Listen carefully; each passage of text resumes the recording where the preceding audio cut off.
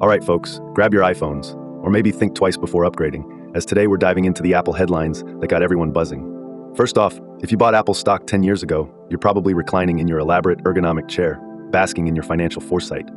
Apple has ripped ahead of the market with a cool 20.14% average annual return over the past decade. Imagine stuffing $100 into your old piggy bank called Apple stock a decade ago. Yep, that'd transform into about 667 cents today. That's compound interest doing its magic like a tiny capitalist wizard.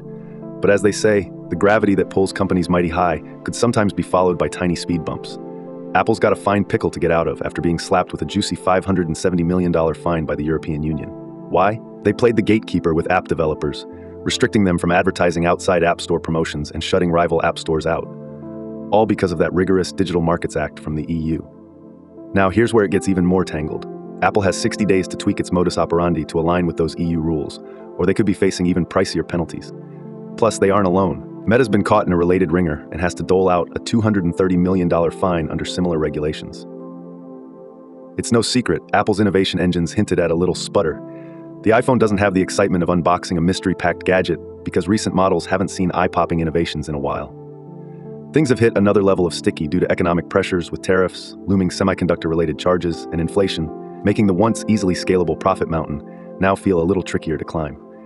Regarding pricing, Apple's valuation still shoots for the stars, comfortably catering to an audience invested more in its brand than some of its hard financial ripples right now. Yet, unlike days of old where you could expect an annual earnings revelry, the party seems to have dialed back the BPM on Apple playlists according to future growth predictions centered on single-digit revenue augmentations. So there you have it, a headline cocktail of high financial tales, a sobering EU dance, and a strategic calculation around iPhone placement unraveling before us. Should investors switch gears or hang tight in their iPods playlists, playing tracks just a little bit sleepier than yesteryear? We'll see. But that's why Apple's in our takeaway bag today. Hold on as we tap into more news around those NASDAQ market movers next. Thanks for watching to the end. Remember, this is just one story from our full daily show, which includes all the other news and an analysis of the day's tech market activity. If you found this video interesting or insightful, then please like, subscribe, and share it with others. Your support is greatly appreciated. Catch you later.